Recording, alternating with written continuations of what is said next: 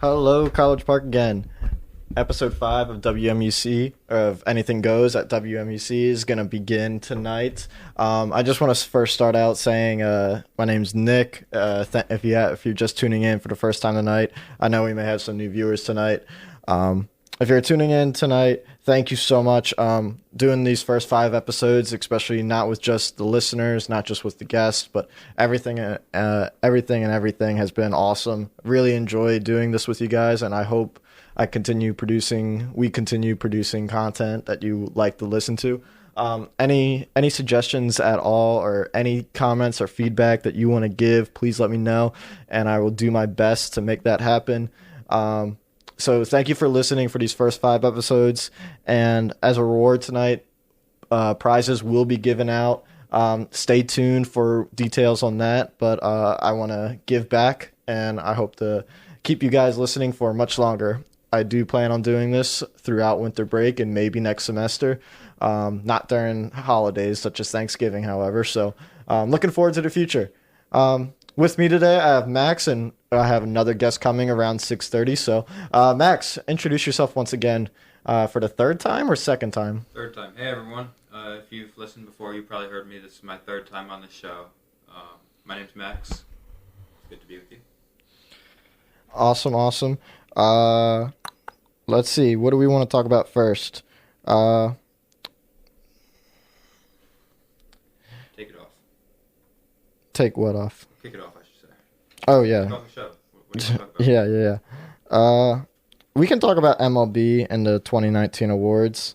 The MVP is being announced tonight, but we have Cy Young and we have Manager of the Year to talk about. So the winner for the AL Cy Young was Justin Verlander, and his teammate, Garrett Cole, finished second. That's the first time 2 pitchers on the same team have ever finished first and second for Cy Young. So that's really impressive. Yet they could not win a World Series with that duo. So that's kind of funny. The NL Cy Young was Jacob deGrom. Ryu and Scherzer both got the same amount of second place votes. So I guess from the Cy Young candidates, are you surprised? What do you think? I'm not surprised in the AL. I mean, Justin Verlander and Garrett Cole were the clear 2 front runners in the AL. I mean, no other pitcher in the American League was nearly as good as them this year. And I think I agree with Verlander winning it over Cole. I mean, they obviously both had fantastic seasons. Cole had more strikeouts, I'm sure. But Verlander, I think... I mean, it's tough, honestly. I think most of the year I was thinking it was going to be Verlander, so that's why I agree with it. But if it was Cole, I wouldn't have any issue with that either. They were both great, and you can see that reflected in the total Cy Young votes that they got in terms of points. Verlander finished with 171. Cole was very close behind him with 159 points. So it could have gone either way, but I agree with Verlander. In the NL, Jacob deGrom got all but one of the first place votes. He was almost a unanimous Cy Young winner, and I wasn't actually even expecting him to win it. Maybe I should have been. I don't know. But I was actually thinking Strasburg should have been the NL Cy Young winner. I think Strasburg had a fantastic season, better than Scherzer, I think, in my opinion. Hyun-Jin Ryu, I thought for most of the year was going to end up winning it, but then the last month or so of the season, he was not good at all. He was really probably gassed. Last 4 or 5 weeks of the season, so that's what kind of sank his campaign. I liked Ryu. Scherzer was out for a little bit, I think, of the season. He didn't have his greatest year either.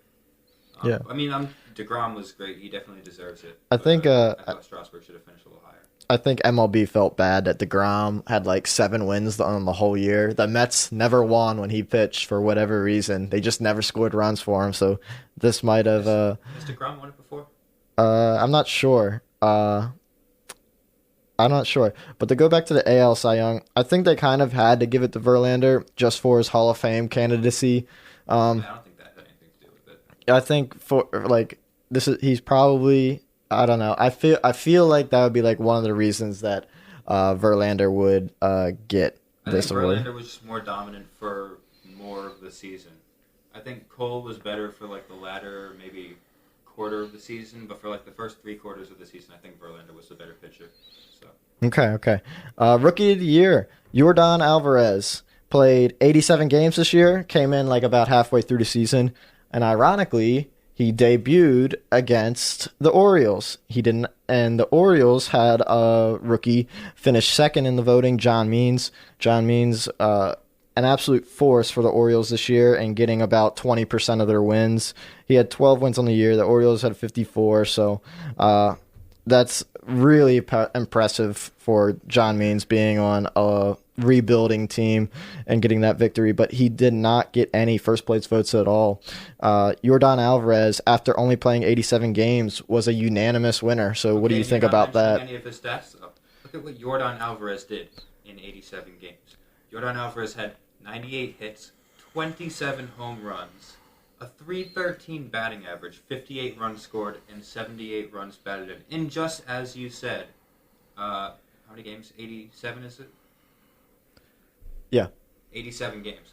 So imagine with those numbers, if Yordan Alvarez had played a full season schedule and he had maintained those numbers, he would be an MVP candidate. Maybe even the front runner for MVP with those numbers. So in just 87 games with those numbers, he's clearly a unanimous Rookie of the Year. Now let me John Means, who had good but not great numbers. Now let me ask you something. What position does Yordan Alvarez play? He's an outfielder and a DH.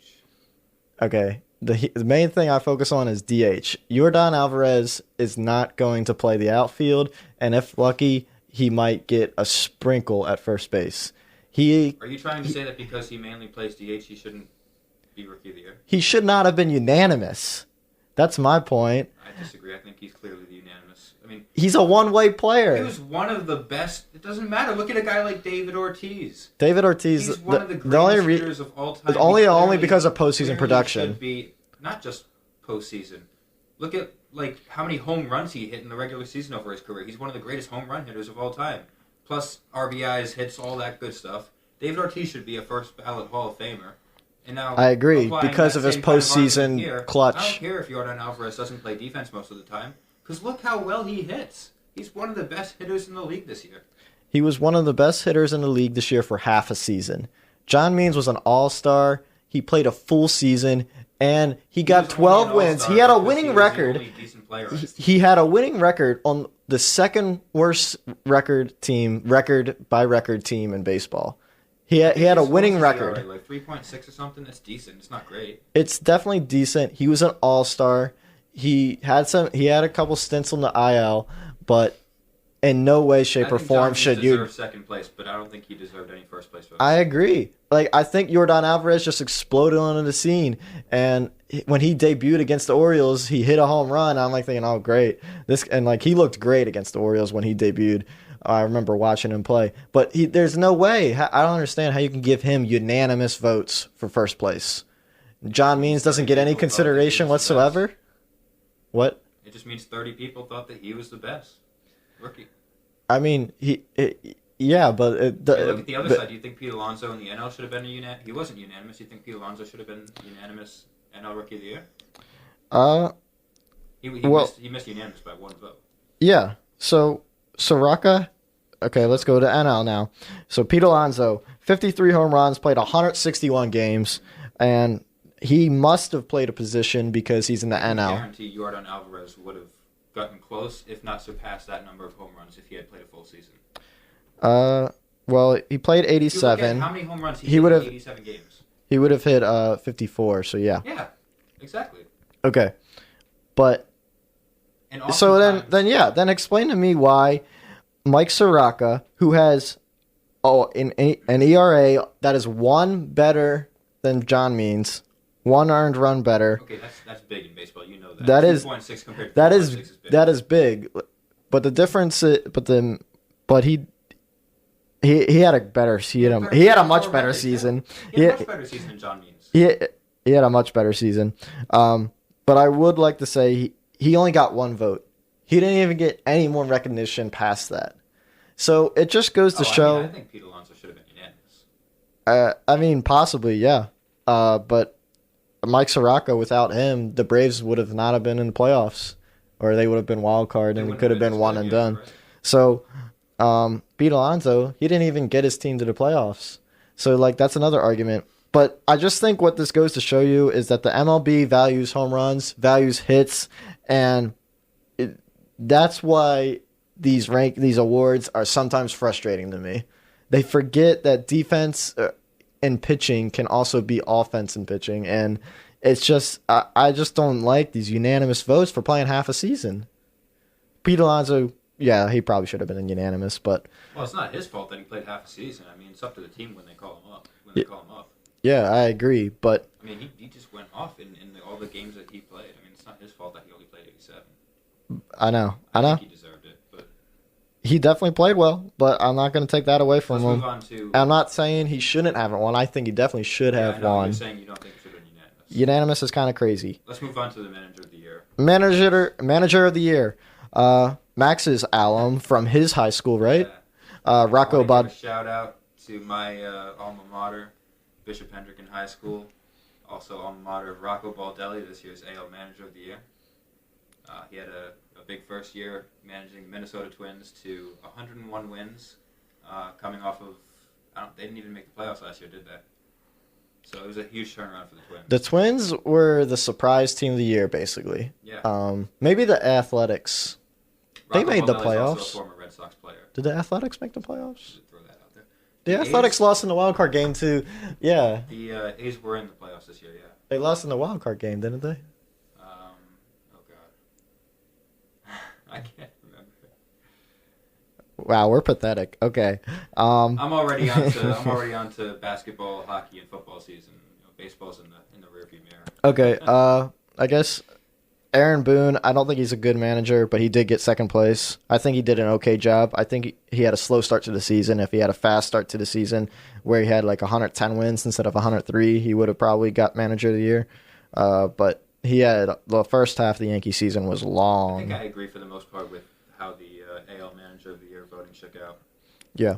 And I always appreciate Kevin Cash managing that bullpen and managing that team the way he does. Tampa Bay has just an excellent way of managing everything with such a small payroll. It's pretty impressive. Moving on to NL Manager of the Year, Mike Shildt of the St. Louis Cardinals. He took over last year halfway through for Mike Matheny. He got first place in the votes.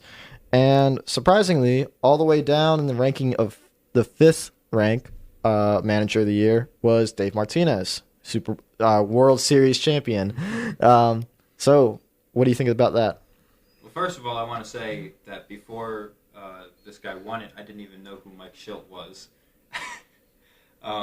So it's definitely surprising. I'm also surprised that Craig Counsell was the second place receiver of votes in this race. And Dave Martinez in fifth, yeah, that's definitely a snub. Taking the Nationals, I mean, forget about the playoffs because the playoffs doesn't come into this calculation for Manager of the Year voting. But just think about the regular season. The Nationals were dead on arrival a couple months into the season. Nobody thought they had a shot at getting into the playoffs. And then Dave Martinez takes his team, gets them into the playoffs with more momentum at that time than any other team in the league, and that obviously ended up showing in the playoffs. So I don't think Dave Martinez should have finished in fifth. I think he should have at least been a top three finalist for Manager of the Year voting. I mean, if it were up to me, I actually would have voted for Dave Roberts to be Manager of the Year in the NFL. Really? Yeah. I hate both of the Dave managers. I hate Dave Martinez and I hate Dave Roberts. I don't think you have to give it. I mean, Dave Roberts, though, his team in the National League, at least in the regular season, obviously, was by far the best team in the NL. Would you have brought in Clayton Kershaw, who's known to have? Okay, you're talking about the playoffs now, though. We're talking about NL Manager of the Year. This was voted on after the World Series. What? This was voted on after the World Series. No, but it only concerns regular season. I guess, but I'm going to give you an example of why Dave Roberts is not a good manager. Would you have put Clayton Kershaw in, who's known to have postseason trouble, against the Nationals 3-4 hitters? I know Dave Roberts isn't a great manager because my Red Sox whooped him in the World Series 2 years ago. Well, a year and a couple months ago now, or not even. Yeah, so I don't think Dave Roberts makes good in-game decisions. I think some of the decisions he makes are questionable. In terms of preparing his team for the game, I think he does a good job. Dave Martinez, on the other hand, I don't think he makes good in-game decisions either. I know he didn't have a bullpen to work with this year, and he did the best he could. But when you have like three $200 million pitchers and another $100 million pitcher starting, it's hard to not win games. So there's looking at the other candidates who received votes, like Mike Schilt. No, I wouldn't have given it to him. Craig Counsell, no. Snitker. I mean, I think the top two candidates in my mind are actually the two Daves, which I know you disagree with, but I think Dave Roberts and Dave Martinez are the top two in my mind for NL Manager of the Year. But obviously, that's not what the voters thought because they were the fourth and fifth finishing candidates in the race. Yeah, Dave Martinez. He definitely is like off, like with. Besides the game, keeping his team together, keeping the glue together, coming back from 19-31 at the start of the year, the first 50 games, the worst 50-game stretch for a World Series champion. For him to keep that team together, that is certainly impressive. I still think his in-game management could be better, and I am kind of surprised he's ranked fifth on the NL Manager of the Year voting. Yeah, Dave Martinez didn't even receive one first-place vote. Yeah, and he brought his team from nowhere back to. Yeah, he definitely should have got more recognition, but I don't think he should have got Manager of the Year. If you have anything to say about that or want to discuss anything, feel free to chime in the chat or tune in. Quick, MVP predictions. Oh yeah, we can. I don't know the candidates. Well, I guess Mike Trout for AL MVP once again. Alex Bregman. I don't want, nor do I think Mike Trout. I think Mike Trout only played 130 games. In the NL, it's going to come down to like Bellinger, Yelich, and Rendon, I think. Good guess. Is that I can't? I'm just thinking. That's exactly the case. Yeah. No, yes. I'm just thinking off the top of my head. I don't have it in front of me. So. Yeah. So I think. Not Yelich. I don't think just because he went down with that injury at the end, so he lost some time. Oh yeah. I think it's going to go to Bellinger. I think it's going to be Mike Trout and Cody Bellinger. These MVP votes always go to the home run hitters every single year. It's so annoying. The other two, and they will never go to a small market team like Marcus Semien on the A's. Bregman and Marcus Semien, right? Yeah. The Semien probably won't get it. I think Bregman should win the AL MVP. I think he'll get it. The best season in the AL, but yeah. I don't think he's going to because, Mike Trout. Yeah. Well, we'll see tonight. I think they announced it at 6 or 7, something like that. If you're just tuning in to the show, we're going to be doing trivia tonight, so please stay tuned. And if you answer the trivia questions correctly, I'm going to ask you guys 2 questions. If you answer the questions correctly, and I will, if you answer questions correctly, I will be sure to hand you over a prize when you get the chance. To answer the trivia questions, you can call into the show call into the show, preferably 443-567-1837. Once again, the number is 443-567-1837. When I give you the go-ahead to do trivia, first person to call in will get their opportunity to answer trivia questions, and I will try and see if you can get a prize. You have to answer 2 questions correctly. 2 questions correctly in a row, and hopefully we can give out some prizes today. So moving on from MLB, because MLB season is over. Glad we had good recap on that.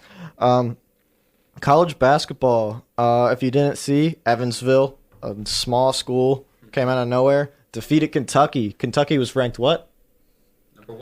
Number one. Yeah. So what do you take away from that? Is how often do these things happen? What happened in the game? So, I didn't watch the game. With Kentucky, I don't know exactly what their roster looks like, but from my knowledge of watching college basketball for many years now, Kentucky usually fields a very young, usually mostly freshman team, and it usually takes them a little bit to kind of gel as a team and get going. So I would assume that if their team is like it has been in many years past with a lot of freshmen, that they're probably still trying to get that team chemistry going. And so that's probably what showed in that Evansville game. Evansville probably has more upperclassmen, players who have played together before. And that's where talent lost probably, I think, to team chemistry. I don't think Kentucky has that chemistry yet. Yeah, I definitely want to comment about that chemistry, about the UMD women's basketball team as well. I think Kentucky, like these games happen, I don't think Kentucky has to go and press the panic mode button yet. It's certainly disappointing because it's certainly disappointing. Yeah, it's certainly disappointing because that's going to hurt their ranking. It's going to hurt their seeding and some other stuff. I have to go run and grab our other guest, Zach. Zach's a great guy. He can talk basketball. He can talk NFL. Max, why don't you talk about what your Rhode Island did? This is a homecoming for you. Talk about what URI did against Maryland this week and what you URI Rams. Yeah. So Maryland men's basketball played the Rhody Rams this past week. It was a close first half. Thought URI might actually be able to come and pull the upset off after that first half. But then Maryland in the second half showed why they're the number 7 team in the country. Pulled away for a decent-sized win.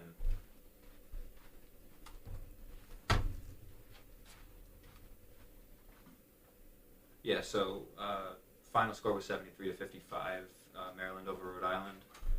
After a close first half, where the score was 35-32 in favor of the Terps.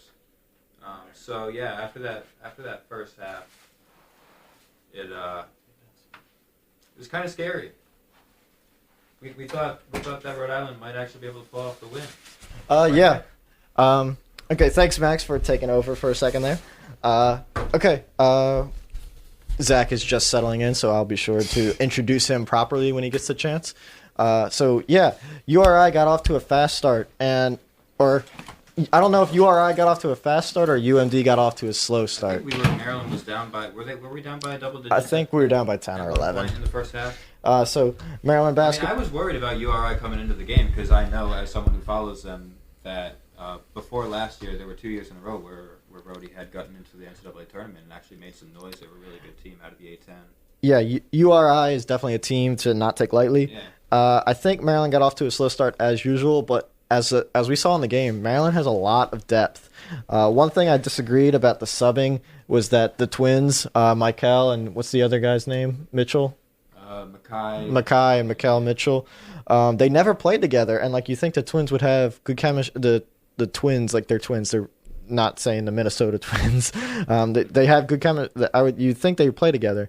I think the two guys I want to look for in the future are Aaron Wiggins. I think he's going to have a great year. I think he got player of the game against URI, and Dante Demas. What am I? Scott. Dante Scott. Okay, Zach, perfect. Thank you for jumping in there. He's saving me. Help you out. So Zach, this is welcome to. This is his first time on the show. He got out of class early, just to be here today. So Zach, introduce yourself. Really. I am Zach, and I am a junior here at University of Maryland. I'm a New York sports fan, and pleasure to be here. Yeah. So Zach will give us some basketball and NFL intel as he explained to me.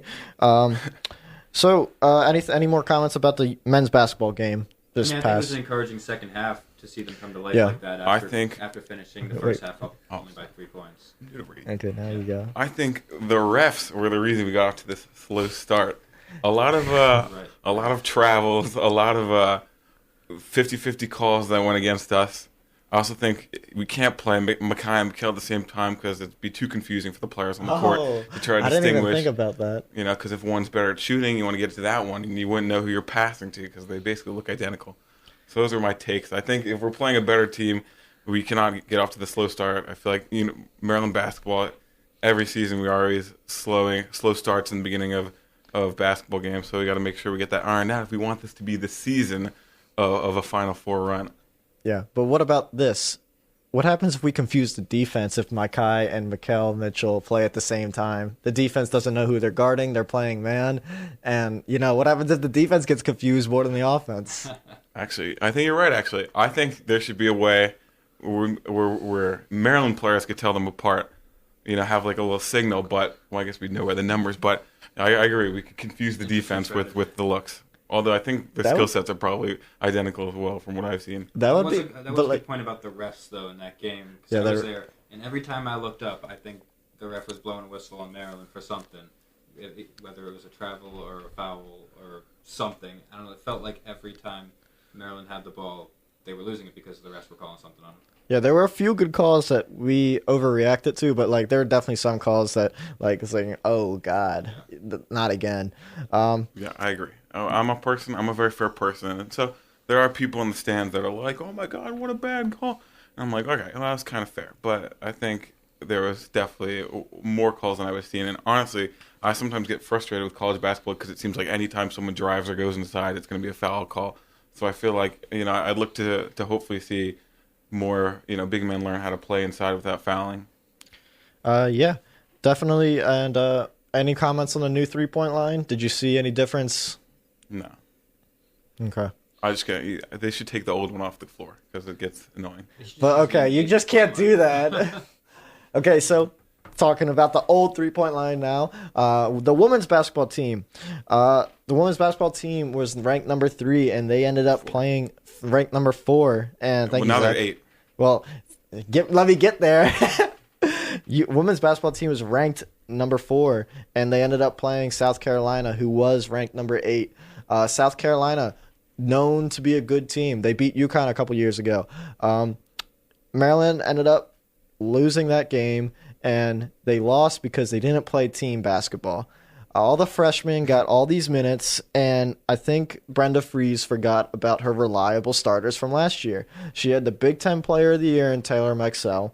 Shakira Austin, an absolute force in the paint.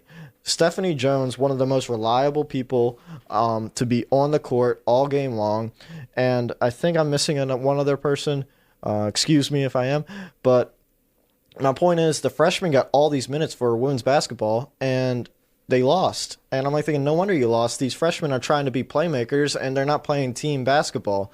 One of the freshmen played 37 minutes, and I just find that outrageous. Is that what do you guys think about that? Yeah, it was a disappointing game. You got Kayla Charles, right? I think Kyla. she's like, okay. I think she was the preseason Big Ten player. I think she's honestly no. So I think when you have someone who is supposed to be that dominant, you would look for her to do better than 5 of 18 shooting. But and if you look at the close call, which I'm sure we'll get to in their next game, it's definitely been a disappointing start for the Lady Terps. Yeah, but here's one thing that's encouraging, that they played George Mason, I think, last night or 2 nights ago. They were down 19 points to George Mason in the fourth quarter. At the start of the fourth quarter, you're down 19 points. The win percentage for George Mason was probably 98, 99%.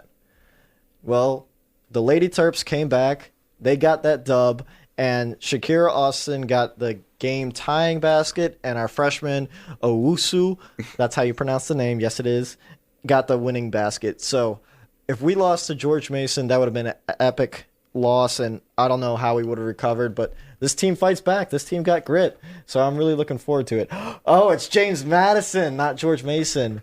Okay, but I'm really encouraged to see that team moving on in the season. I think the freshmen, once they get the chemistry building in a couple more games, I'll be encouraged, and hopefully I still think they'll finish at a ranking higher than the men's, as traditionally as they have done. I'm looking at the win probability. They had 99.7 chance or James Madison had 99.7 chance going into the fourth quarter. So honestly, so much so that I was telling people I can't believe we lost our second game because I just saw the score in the third quarter and I didn't realize we actually had a feverish comeback. So good for them to show resilience, and hopefully they can get better. Yeah, so that's really encouraging. Anything else? Any other comments about college basketball? So this whole James Wiseman thing at Memphis. Oh yeah. Number 1, or at least predicted to be the number 1 overall pick in the NBA draft next year. How do you feel about that? Do you know the story? So I did read the story. So about 2 years ago, Wiseman and his family was moving to Memphis, and Penny Hardaway, who's now the Memphis head coach, he wasn't the coach back then, but he gave the family some money to help them with their moving expenses, essentially. And now Wiseman is suspended. He paid it back. Yeah, and now Wiseman is being held ineligible by the NCAA, and he can't play. That's kind of like harsh on the NCAA. Got to help these kids somehow, right? Yeah, it is a bit of an overreaction. But, I mean, it's tough because you don't want the big programs to be able to buy these kids. And to be honest, Penny Hardaway wasn't the coach of Memphis at the time. So yeah, I think it probably was a bit too extreme. So maybe Penny had a long con in there where he knew in the future. But, yeah, I think the whole season was too much. And I think it ruined some of the fun for these kids, if you paid it back especially. Yeah, there's going to be an investigation done, but as of right now, he cannot play any games. Yeah, Also- there was the news came out today that he was dropping his lawsuit. Wiseman had filed a lawsuit, and then the court had given a temporary injunction that allowed him to play first 3 games of the season for Memphis, but James Wiseman dropped his lawsuit today. So the suspension is going to take effect, and he's not going to be able to play anymore unless the ban gets lifted. Also, it's kind of crazy that this guy, we're older than this guy. This guy's a 7'1", 240-pound 18-year-old. So, I don't know. I feel a bit super, I don't know. It's crazy to think that this guy who's going to be in the NBA soon is younger than me. What am I doing with my life? So, going back to the MLB real quick, I said the MVPs were going to be announced tonight. We have breaking news. Yes, we do. It was originally broken by Swifty Nathan McNair 07, so I appreciate you commenting. Cody Bellinger is your NL MVP. I guess an unfortunate surprise. Rendon. I thought it was going to be him. I think everybody thought it was going to be him, but Rendon, is the voting results out, the numerical results? Let me check. Be playoff oriented. I really doubt the numerical results are out yet. I had a feeling it was going to be Bellinger. Everybody did, and it's just the Nationals and small market teams and that just never get any recognition. So here's some numbers. Cody Bellinger was selected first on 19 out of 30 ballots, and he was second on 10 more ballots. And he beat out Christian Yelich. Yelich was the runner-up. Yelich was named first on 10 ballots and second on 18. And Anthony Rendon came in third. Rendon was named first and second on 1 ballot each. That is unfortunate. The Nationals never get any respect, and neither do the Orioles. And the MLB is so messed up when they give out these rewards. Any other comments about that before we move on? Predictable. Yeah. Okay, so if you're just tuning in or if you have been tuning in, I will open the phone lines. You can call 443-567-1837. And if you would like to attempt your hand at trivia and win a prize tonight, feel free to call in at any time you want. 443-567-1837. The first person to call in will be given the first chance to win these prizes. I'm not going to reveal what the prizes are. It's going to be a surprise. But given that I'm a college student, I'm not going to be giving away $1 million. So please, Nick, give away $1 million. Please, I can't. If you want to give me $1 million, that's fine. But yeah, just call in at any time you want, and we can get you in the line, and we'll ask you some trivia questions. So good luck there. Looks like the AL MVP award is going to be announced any second now, so we will announce that live on the air when it happens. Okay. NFL, or I'm not talking NBA. I have a quick comment to make, okay? Okay. All right, I'm a big Celtics fan, and right now my Celtics are the best team in the NBA, and the second best team in the NBA is the Los Angeles Lakers. And this calls back, for me, the heydays of the NBA. With the Celtics and Lakers being back on top of the league, it feels like all is right in the world once again. The best years of the NBA have been when the rivalry between the Boston Celtics and the Los Angeles Lakers has been at its most heated. Guys like Bill Russell, Wilt Chamberlain, Larry Bird, Magic Johnson, the big three in Boston with Paul Pierce, Ray Allen, and KG versus Kobe Bryant. And now you've got LeBron James in LA, and you've got this young team in Boston led by Brad Stevens with Kemba Walker, Jaylen Brown, Jason Tatum, and once Max, Gordon Hayward gets back, you got a big four in Boston. I'm very excited because this is the most excited that I have been about the Boston Celtics since 2008. I would love to see Boston and Los Angeles, the Los Angeles Lakers, not the Clippers, in the finals this year. I think it would be fantastic for the league. It's the first 9 games of the year, so please, please, please keep your comments short. Zach, do you have anything to say about the NBA? Yeah, I'm a Knicks fan, so I've already checked out. Okay. That'll be fun. NFL. I think we can move on. I don't have any more comments. NFL. Do you want to talk Colin Kaepernick first? That was so weird. There's just a private workout on Saturday. It seemed out of nowhere. I don't know where it came from. That's only my question. What prompted this? I think the NFL finally broke down and decided to give Colin Kaepernick a chance. Because there's been lawsuits like that owners are colluding and the NFL is colluding that they don't want him in the league. Well, here's an opportunity. Well, now they say here's an opportunity. You can't make that allegation anymore. Seems like weird to do it, like week 11. It seems like do it before the season, do it after the season. Why do it mid-season? But I have no idea why, but I think he'll take any opportunity. Well, a couple players pointed out that this might be a little disingenuous by the league. Yeah, because they're putting the workout on Saturday when a lot of coaches and general managers are either traveling for Sunday games or they're already in their hotels and they're out and about, whatever, getting ready for a game the next day. Usually workouts are on Tuesdays, apparently, is what I read. Which would allow for all the coaches and general managers in the league to be available, because at that point every team is done with their games for that week. But having it on a Saturday, I think about 11 teams right now. 11 teams are going to be sending representatives to the workout. I read that video of the workout is going to be sent to representatives of all 32 teams.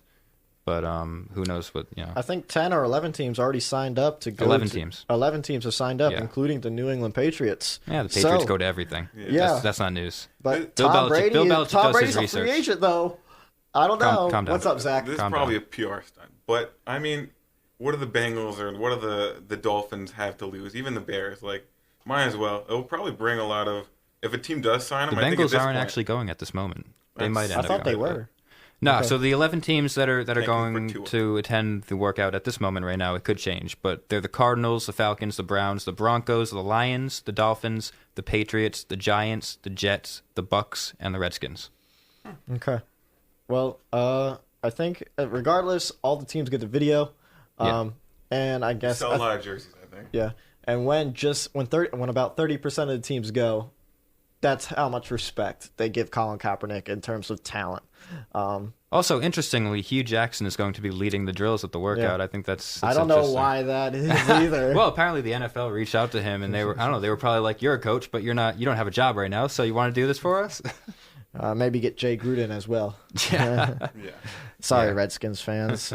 Don't worry, Steve Bezos is going to buy your team any second. Did you say Steve Bezos? What's his name? Jeff Bezos. Okay. Come on, Nick. Hey, I got the last Learn name the right. name of the richest person in the world. No, he's not the richest person in the world. Yes, he is. Is he really? Yeah. More Okay. like general knowledge. Okay. Giving trivia to people for Yeah, $1 million. hey, trivia. Like, literally, we've had, like, 2 viewers for, like, this entire time almost. So, really appreciate you tuning Is it in. not you too? No. It's definitely some other people that I would love to meet someday. And I appreciate you guys listening to me. If you guys ever want to be a guest on the show, don't be afraid to DM me, and I can maybe see if I can get that to happen. So, really appreciate our loyal listeners. Keep it up. Thank you. And at any time, if you want to play trivia, call into the show 443-567-1837. The NFL games this past week. A lot of upsets. Raiders over the Chargers on Thursday I night. want to disagree with you on this one. I actually don't think that's an upset. I think the Raiders are the better team. I think they're a better team after the loss. No, I mean, After even the before that Charger game, I loss. thought the Raiders were the better team. I think Yeah. they actually... I've watched a couple Raiders games this year. I think they actually have a really solid defense this year. They have a good running game. And Derek Carr isn't great. He's an average quarterback. But, I mean, if you look at the way the Chargers have played this year, aside from that one win over... It was the Packers, right? That one win over the Packers, that was... I feel like that's kind of fluky. Aside from that, the Chargers have not been that great this year. Well, I mean, statistically, it probably was an upset because I think the Chargers were probably favored in that game to win. They may have... Yeah, they But may I have been think favored. I think the Chargers are the team that always finds the way to lose. I think if you can look up articles. The 2010 Chargers were like the best team to not make the playoffs ever, and even this What's season, their record? 11-5. I think they were like 9-6 that year. But literally, it's like very well known. And even this season, 4-6, all 6 losses coming by one possession. With this last loss to the Raiders only by 2 points. So if there's a way to lose, they'll find a way to do it. And yeah, I definitely agree with that. The Chargers have been competitive in all their games this year. I don't know how well Phillip Rivers has done in the 2-minute drill, but when he had the 2-minute drill against the Raiders last week, he threw 8 straight incompletions, and the 8th incompletion was an interception. He didn't advance the ball 1 yard on 8 plays. So that was really disappointing from Phillip. We expect better from him. And I think the Chargers could have won that game if Phillip Rivers would have just clutched up, but that's unfortunate. Now, speaking of the Raiders real quick, I just want to pose a question. Do you guys think that the Raiders could win the AFC West this year over the Chiefs? And before you answer, I just want to go through their schedule real quick. So next up for the Raiders is the Bengals, the Jets. They got a game against the Chiefs. That's a big one. And then they got the Titans, the Jaguars, the Chargers, and the Broncos. For the Chiefs, upcoming schedule for the Chiefs, next up they have the Chargers. And then they got the Raiders, the Patriots, the Broncos, the Bears, and the Chargers. So based on that, who do you think is going to win the AFC West? Do you think the Raiders have a shot? The Raiders? No. Yeah. Well, they're in second right now. The Raiders are only one game back of the Chiefs right now. The Raiders definitely have an easier schedule. But they also play the Chiefs, so assuming Chiefs win the 2 games, yeah, I don't. They do have an easier schedule, but I would not trust the Raiders to beat Patrick Mahomes and the Chiefs. The talent disparity is. They have to play at Kansas City too. I mean, the Chiefs, they have no defense. I mean, they just gave up 35 points to Ryan Tannehill and the Titans. It's true. I agree. I think the Raiders have a great shot. I'm not saying that they're going to do it, but I think the Raiders do have a good shot. I think the Raiders-Chiefs game later this year will decide that division. Yeah. Browns over Bills from last week. That was definitely an upset. Browns trying to get back on track. Browns certainly have the talent, and I guess Kareem Hunt is back, if you didn't know. Do you think the Browns can turn this season around and maybe put up an 8-8 record? I think their season ends tonight against the Steelers. Yeah, I think so. I think the Browns are going to lose to the Steelers. They have one more game against the Steelers. They've only played one division game so far. No, but I'm saying I think the Browns are going to lose tonight to the Steelers, and that would put the Browns at 3-7. I don't think they can climb back into the playoffs from 3-7. I think they can because they've only played one division game so far. I don't think they can climb back from 3-7, but I don't think they're going to be 3-7. You think Browns are pulling out the dub tonight? Interesting. We'll see. That's going to be. Rudolph. I think that's going to be a good game to watch. I think the Browns can get back on track, and with so many division games left, I can see them making a run at the wild card. But yeah, I'm not surprised that they beat the Bills. The Bills are like the worst best team ever. I mean, worst best team. Their wins have been over the Redskins, the Dolphins, the Titans, the Bengals, the Giants, the Jets. So, I mean, it's the Titans are the only good team on that list. The one good thing about being in the AFC East is that you get to play the Bills, or you get to play the Dolphins and the Jets 2 times a year. So, obviously, the bad thing is that the Patriots are also in the division. But wild card chances for the Bills when you could play 4 games, a fourth-year schedule against 2 of the worst teams in the NFL. So, good for them. But, I mean, good luck, because I think they only got 1 game left versus the Jets and no games left versus the Dolphins, so not a lot of easy games left for them. So like I mentioned before, another upset that we saw last week was the Titans over the Chiefs. The Titans beat the Chiefs 35-32 in a shootout. So has Ryan Tannehill saved the Titans' season? No. The Titans are not good. They needed like 2 botched field goals, but no, it was impressive to put up that numbers, but I don't think... I guess another question is, does this game say more about the Titans or about the Chiefs? Well, the Chiefs had a field goal last minute blocked. Yeah. So that was unfortunate that we did not get to see overtime. I think it tells more about the Titans. I think the Titans are better than people are giving them credit for. I think Tannehill has definitely saved their season. I'm really glad that they signed him because Mariota can be up and down, and Tannehill is definitely way more consistent. And their defense has been reliable. Dean Pease, Ravens' old defensive coordinator, when the Ravens had a top 5 defense in the league a couple of years ago, he's with them. I have a lot of faith in Titans. So I disagree with you. I think it actually says, I think this game says more about the Chiefs' defense than it does say about the Titans. Because what this game tells me is that if a team like the Titans can drop 35 on the Chiefs, then what does that say about what's going to happen when the Chiefs play a team like the Ravens or the Patriots?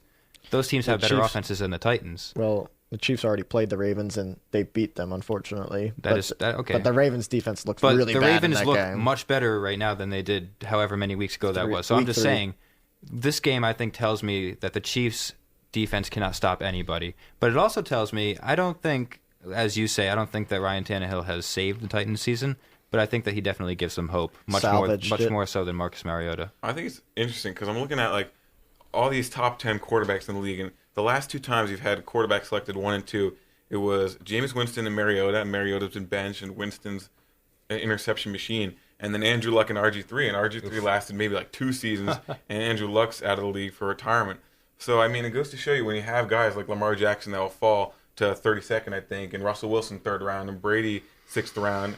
Patrick Mahomes was 10th, but then you also follow that up with Josh Rosen and Sam Darnold, and like talent, you can find talent in many different spots. And look at what's going on with Jared Goff and Carson Wentz now. They had a really good first few seasons, but this year neither of those guys has been great. I've always hated Jared Goff.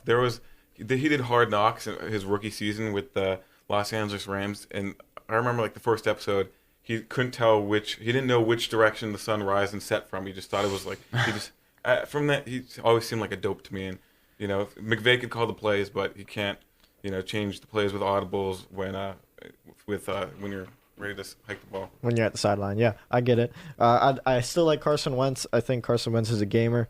I think he's just had a tough schedule, and I think Doug Peterson is an excellent leader for the Eagles. I hate Carson Wentz. I know you do. Because but Nick Foles wins the Super Bowl for this team. And Nick Foles is a leader. Nick throws Foles a light ball. I mean, yeah, Carson Wentz pegs the ball at guys. It's I think unbelievable. Carson has swag, though. I don't think Nick Foles has swag. Ginger's no. Okay. I mean, the proof is in the pudding. Look at the what proof Nick Foles is in the Super Bowl MVP ring that is not a ring, but the Super Bowl MVP trophy that Nick Foles has on his. I don't know. Plus, last season, Carson Wentz went down with an injury. The Eagles were not in a position to get into the playoffs, and then Nick Foles took the Eagles to the playoffs last year and beat the Chicago Bears in the first round. Speaking of this, talking about injuries to star quarterbacks, the Saints are 2-2 with Drew Brees and 5-0 with Teddy Bridgewater. So I don't know. So when Teddy Bridgewater was playing for the Saints a few weeks ago and they were winning all these games, I said very jokingly that they should keep Teddy Bridgewater playing and the real deal. Keep Drew Brees on the bench when Drew Brees was healthy. I was obviously joking at the time, but maybe they should have done that because I think they were undefeated, right? With Teddy Bridgewater, and now they're 2-2 with Brees. And their losses were to the Saints. Brees only played 1 quarter against the Rams, and then he lost. I mean, that obviously, game. you're never going to bench Drew Brees. That's benching Tom Brady. So losses to the Falcons. So Bridgewater against the Rams was 3 quarters of Bridgewater, 1 quarter of Brees, but it goes against Brees' record. I mean, I think the thing about a guy like Bridgewater is that he's like the game manager kind of player where he does all the right things. He doesn't do anything spectacular, but he doesn't turn the ball over. Drew Brees is, with his reputation and everything, he's more of a star player who's going to try and make plays down the field, stuff like that. So that can result in more mistakes. Okay. We have a lot of more content to talk about, and we're running out of time. But I think if there's nobody at the door, I'm just gonna keep talking past the hour. Oh. I want to get through this outline that we have here. I want to give. We'll get to upset picks, right? Because I was looking at my picks.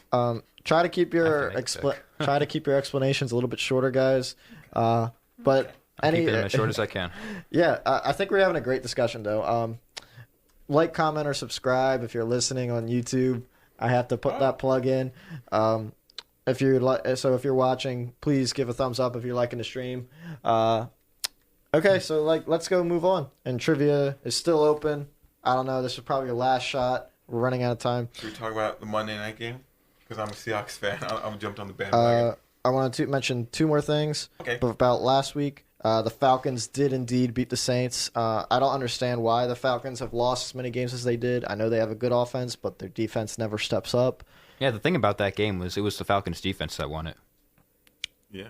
Falcons? And you would think that with the Falcons, it would be their offense. And I think it was in New Orleans, if I remember correctly. Falcons are always like a surprising team that loses because they've always had Matt Ryan, they've always had Julio Jones, now they have Calvin Ridley, they've always had Devontae Freeman since 2 years ago when they went to the Super Bowl, or 3 years ago.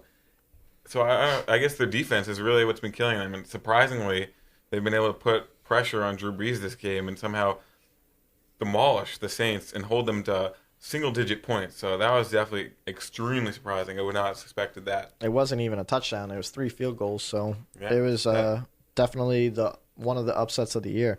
Another upset of the year was the Dolphins. Got their second win in a row against the Colts. So the Dolphins have now gotten more wins in the past 3 weeks than the New England Patriots. The Patriots had a bye. What a stat. Yeah, I know, right? The Dolphins So got convenient. The Dolphins have 2 wins. The Patriots have 1 win. They lost to the Ravens, and then they had a bye week. And how many wins do each of those teams have for the entire season? Well, you can say the last 3 weeks then. The last 3 weeks. I did say the last 3 weeks. Oh, you said 3. Okay. Brian Hoyer started for the Colts. Jacoby Brissett was declared injured. They need Brissett back desperately. Yeah, I was gonna say, did the Colts mess up by not trying to start Brissett, or was he actually needed to? I never think it's good to rush a player back if he's not ready. So I mean, if I don't know I don't know the medical situation there. Breaking news. I'm sorry to cut you off. Mike Trout is indeed named the As I AL said. MVP again. That was going to be Bregman.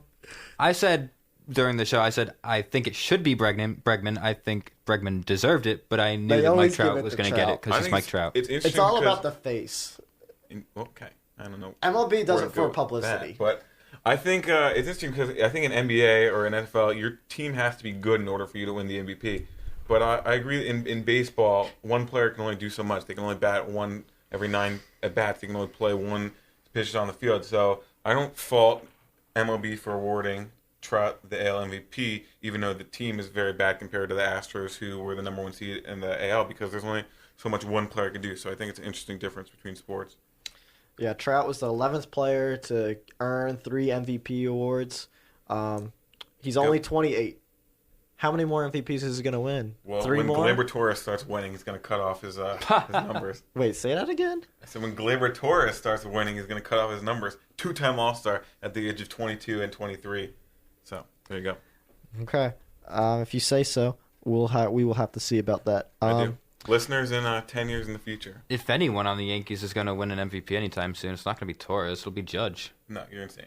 It's going to be Gleyber They Torres. love the MLB voters love home runs. They love offensive production, and that's why you never see pitchers winning these. Okay, well, rookie Gleyber Torres hit years. the most home runs for the Yankees this year. So, Well, fight Judge was that. also out for like half the season. But so- you got to remember. You got to remember. You got to take that into account. I will not. You got to remember. You won't. You got to remember. Gleyber Torres hit like 15 home runs against the Orioles this season. Against all other teams, he hit probably 15 more. I don't know. He had 38 home runs on the season. Yeah, half Pretty of them impressive. came from the Orioles. Well, that's fine. So that was That's- another breaking that- news update That's from that's skewed, anything that's goes. That's I a guess if you skewed play good stat. against bad teams, you should be penalized. I think the guys. You shouldn't be penalized, but it's definitely skewed for He's only whatever 22 reason. though, which is insane. Oh, I agree. He play- came from the He Cubs. played and 144 games, 38 home runs, batting 330 or not, batting 278, 2-time All-Star. That's crazy. Okay.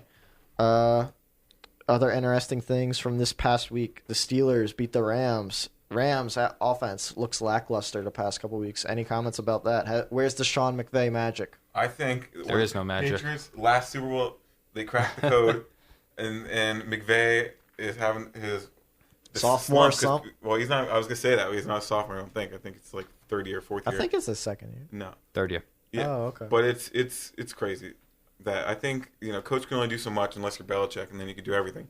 But people have figured McVay out, and people have figured Nagy out. So we'll see where they go with that, how they adapt. I think Jared Goff is finally showing true colors. I never liked him. I think he just was. No, the problem. You know what the problem with the Rams is What? that they're trying to be this, pass first, pass second, pass third offense. They're just trying to pass, and they got Todd Gurley, who they should be handing the ball off to at least 20, 25 times a game, because he's one of the best running backs in the league, and they're just not using him. Todd Banged up, I Gurley's think. running on low gas. He's had injury problems, and I think they want to keep him as fresh as for the whole season. It's honestly sad. Like the life expectancy of running backs is pretty sad. Like once you reach 30, like statistically, you're going unless you're Adrian Peterson, you're really going to struggle.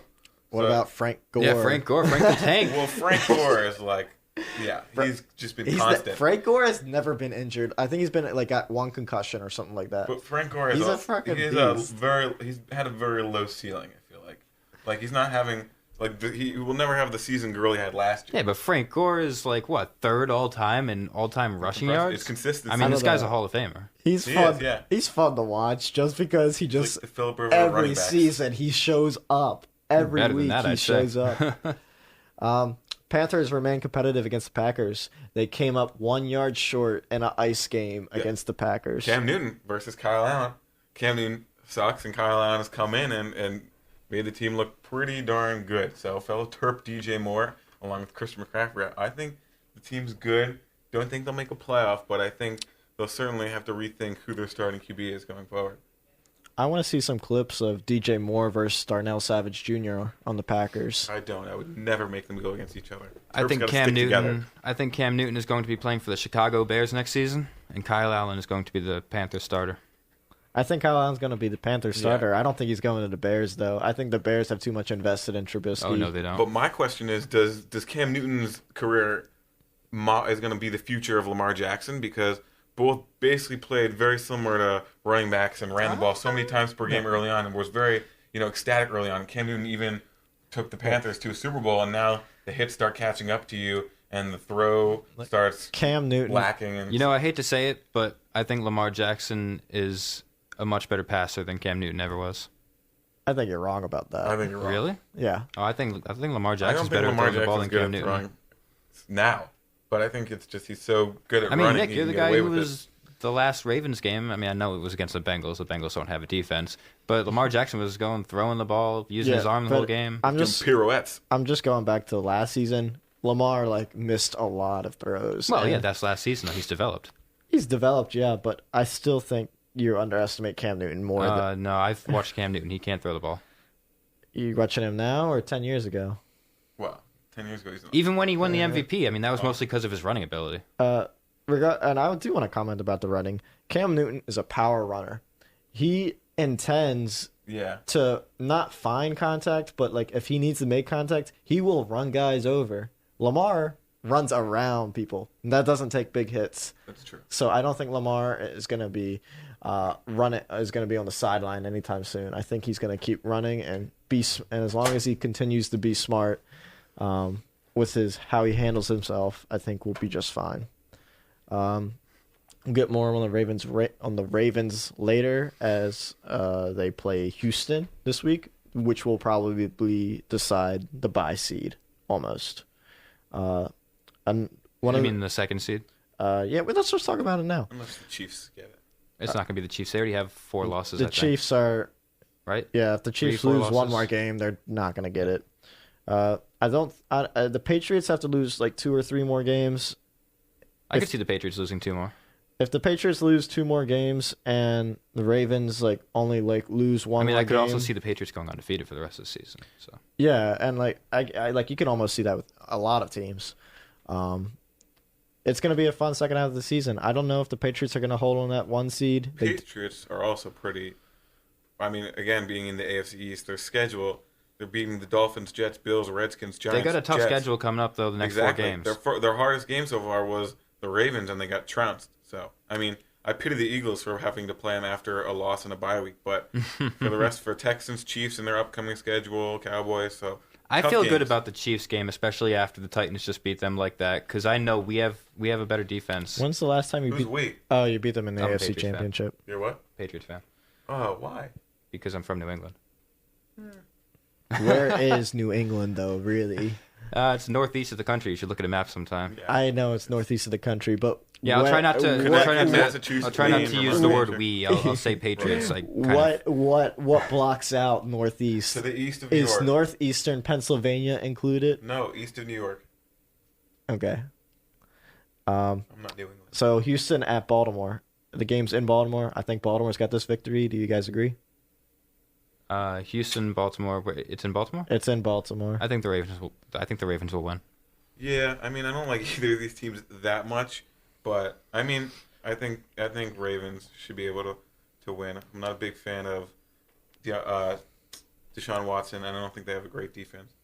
I think J.J. Watt being out is a big deal. Yeah. So that's helpful for the Ravens, and this might be the game of the year with 2 of the most dynamic playmaking quarterbacks. No. You had that on Monday night. I had that on Monday night with Seahawks and 49ers. Yeah. Great game.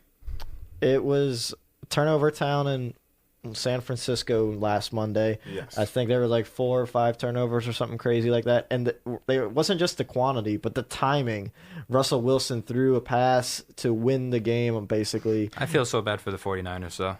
And it got picked off. They had that kick to win it, and the kicker absolutely shanked it. But he made the one to tie it to go into overtime. So being a Seahawks fan, I don't feel too bad. But I mean, I don't know. Go ahead, Nick. The kicker for the 49ers, he hit 4 He's a rookie field too. goals. It was his first NFL game ever. Yeah. And he hit 4 field goals right on the money throughout the regulation. He just didn't convert on the 5th field goal. It's a lot of pressure. So it was unfortunate that that's the kid. your NFL MVP right there, Russell Wilson. Oh, okay. I guess we got another throw in for another vote for Russell Wilson for MVP. I'm on the fence about Lamar and I'd cast Russell. my vote for Wilson right now.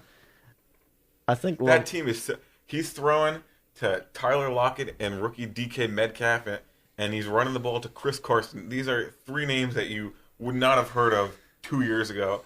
So it's Josh Gordon made a big impact in his first game. I saw him make a couple catches. Yeah. he didn't get the catches until late But then fourth quarter. Chris Carson had 2 fumbles. One of them, the own team recovered. And then DK Metcalf had a fumble. So Russell Wilson's touchdown-interception ratio is wild. It's very good. DK Metcalf looks like an absolute beast. He's been great. That MVP race is going to be fun to watch. I think the MVP is going to go whoever produces more volume, whether it be Wilson, McCaffrey, or Lamar. McCaffrey doesn't have a shot. I don't think he has a shot, but you never know. Once he starts throwing the ball. So let's move on to this week. Super Bowl rematch. Patriots, Eagles. What do you take from that? Are you excited for that? No. I don't think Eagles are good. I think Patriots are going to crush them. I think, yeah, like I said before, Patriots off a bye week.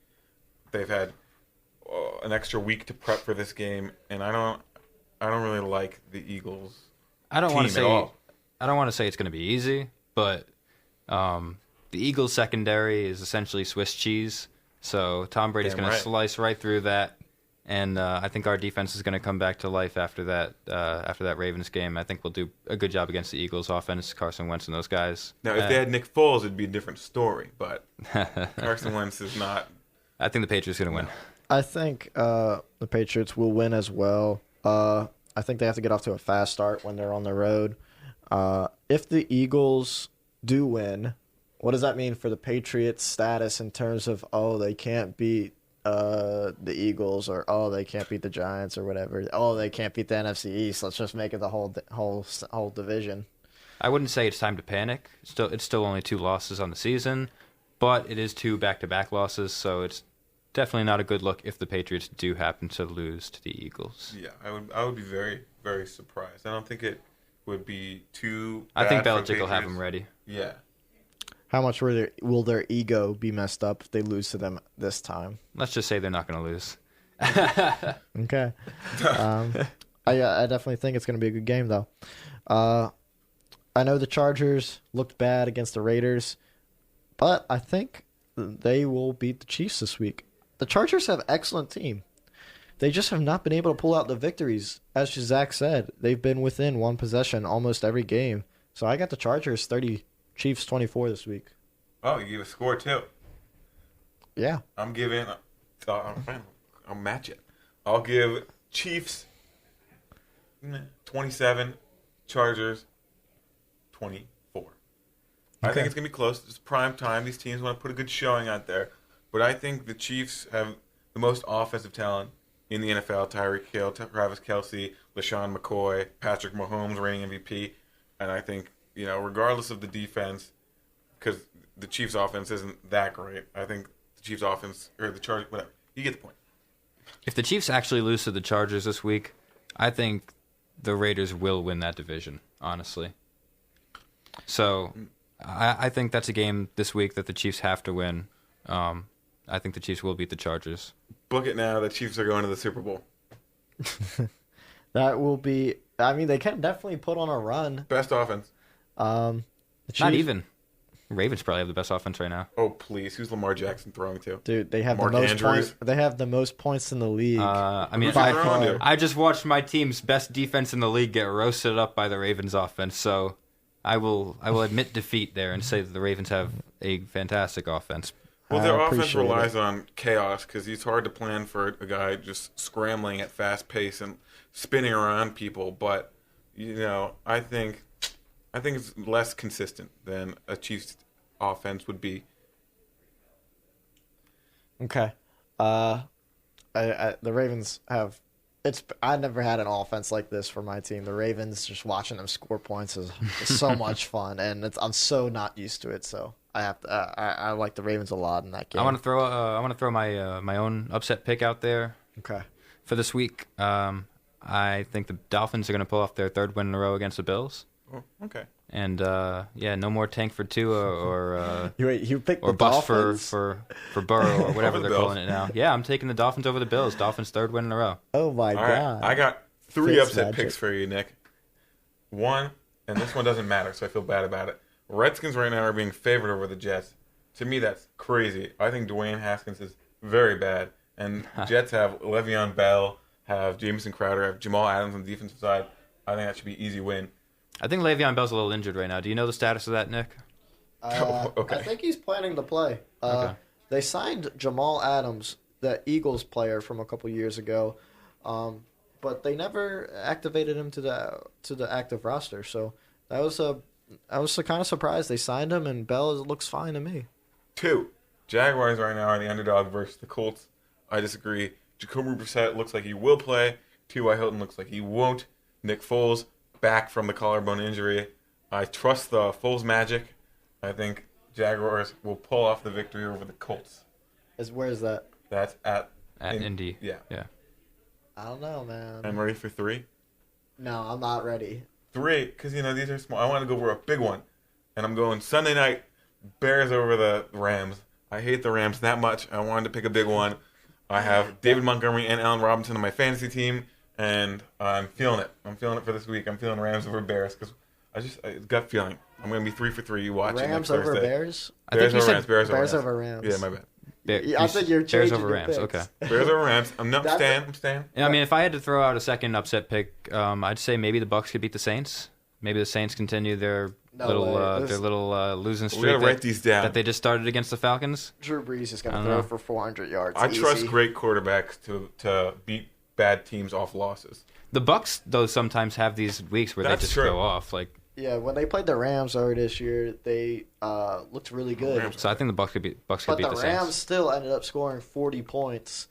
And if you just have a stout defense against the Bucks, you're going to win because The Bucks actually have the top rushing defense in the league, and I mean Alvin Kamara is a big part of the Saints' offense. So it doesn't matter Could slow with their them down. secondary. Drew Brees has never has 2 bad games in a row. He'll get back on track this week. we'll see. What else did I want to say? Who knows? Oh, the Sunday night game, the Bears and the Rams. That's going to be a really bad quality game. That just seems like a bad quality game from those two teams. Yeah, take the I don't under. know. It just doesn't seem any fun whatsoever because Trubisky and Yeah, both the Goff- Bears and the Rams this year have really underperformed. Yeah, it's the battle of the underperforming teams with boy genius coaches but horrible quarterbacks trying to make it work. And I'm for Matt Nagy and Mitch Trubisky at least figuring out for this game over Goff and McVay. I don't know why. Gut feeling. Go with that Bears defense, I guess. I don't know. Yeah, go for the Bears defense. I think even though the Bears offense is less talented, they probably have more variety. They the Rams don't have a Tariq Cohen or a Taylor Gabriel type player, so there's more Nagy could probably do. I'm just feeling it. Okay. Well, I apologize for running over.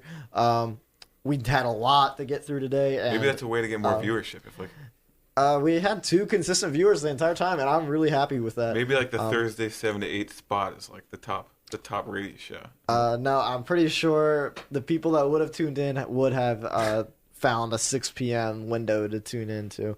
But I really appreciate the viewers who come back every week. You guys make it all worth it. It's definitely fun knowing that you have viewers and knowing that you're getting publicity. So we all really appreciate that. So thank you. If you ever want to get on the show or be considered to be a guest on the show, try and get in contact with me. Make a comment on the stream, comment, or subscribe. You can find me on Twitter. Also, it's at Nick, and my last name is EMM, so at Nick M, and then you're going to put a 1 at the end of it. Just search WMUC, anything goes, and my name should pop up. Max, Zach, anything else to say? Thanks for listening, guys. Yes.